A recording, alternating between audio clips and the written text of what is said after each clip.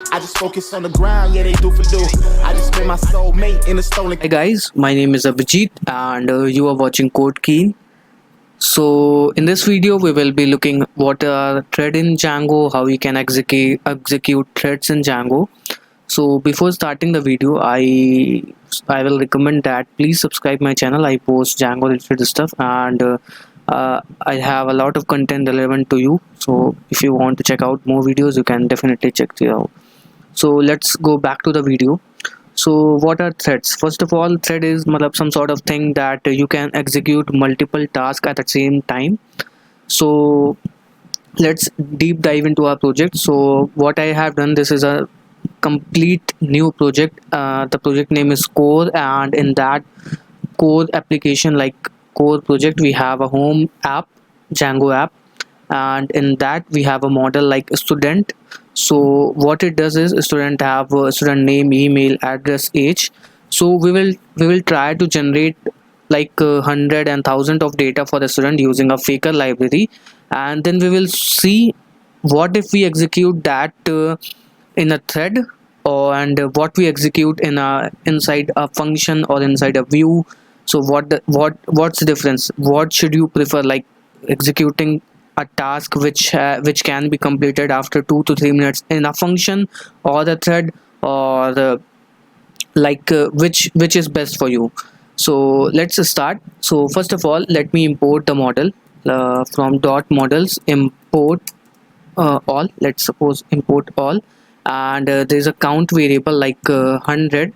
Okay, then we will just loop into the count for I in, let's suppose for I in let's range of count, and just students dot objects dot create, and we will use like faker library for this.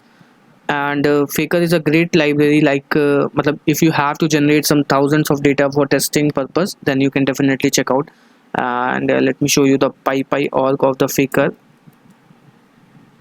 uh, py. Okay, so this is a faker library. You can do pip install faker, and that will install the faker library. So I'm not gonna do that because I have already matlab, installed the library faker, pip install faker. You can do that. So let's import this library from faker, import faker, and let's create an instance of this faker library like faker. Okay, instance of the class faker like fake. Okay, this should be capital letter. So we have got an instance. So let's what fields we have got in our students model. We have student name, email, like student name, email, address, and age. Okay, so we can just do this like faker no fake dot name, I suppose. And for the email, like fake dot email, and for address, what we can do is fake dot address, fake dot address. And for age, we can use like random function to generate the random number between some range. So import random,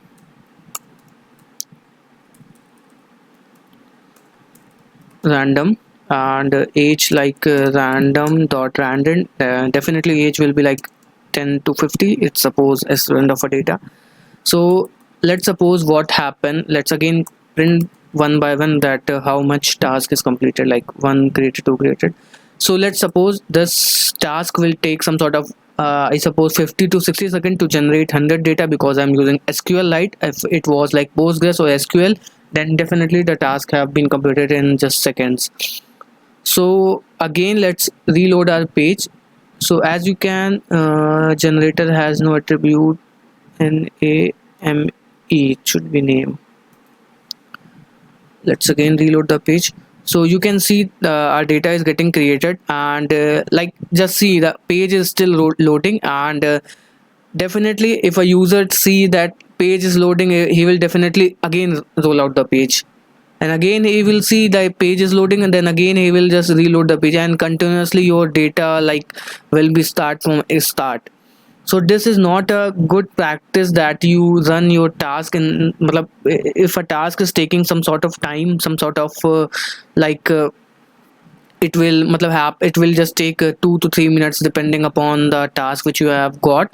So definitely this is not a great idea, like you don't need to run the logic inside your function. And if it's not definitely recommended, because it will just decrease the a lot of user experience. Like suppose if you are on a page and it's showing still loading, then definitely you will just again reload the page. So let's now see how we can do this inside a thread. Let's create a one more file like thread.py. thread.py. Now you must have got an idea like why thread are important and why you should use thread in your project. So first of all, let's import threading, and let's import the model from dot models import all.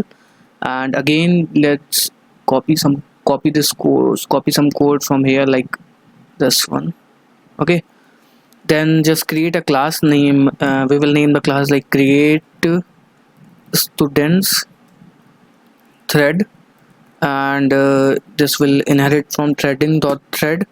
Again, we have some init method like every class has, and it will take a count like from what number you need to create the like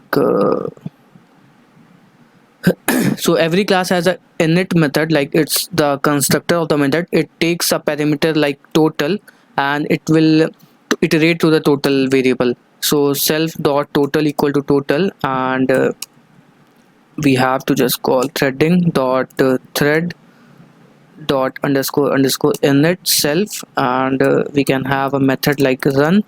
It will take self, and again surround your code by try and catch. Something can be happen. Thread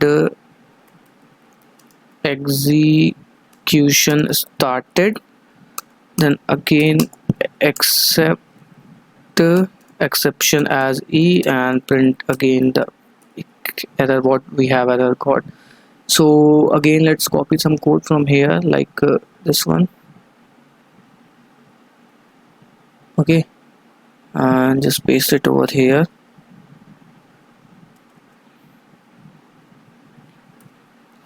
So again, here will be self dot total.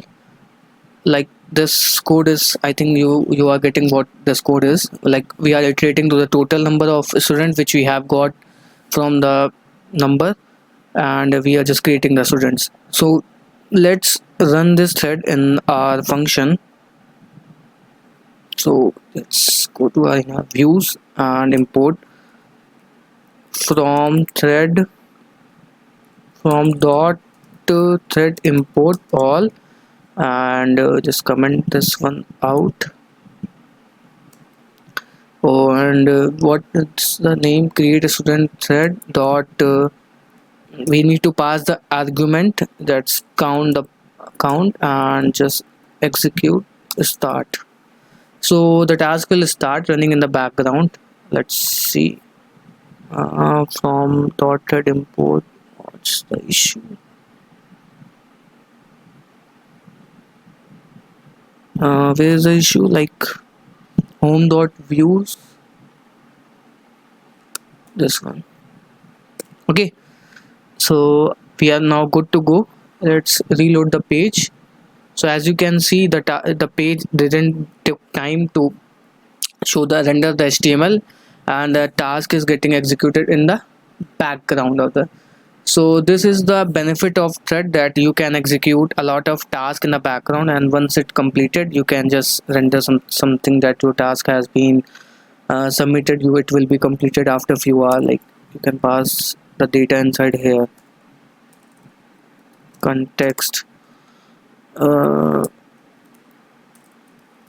result, your task is started, and we can definitely pass the context over here.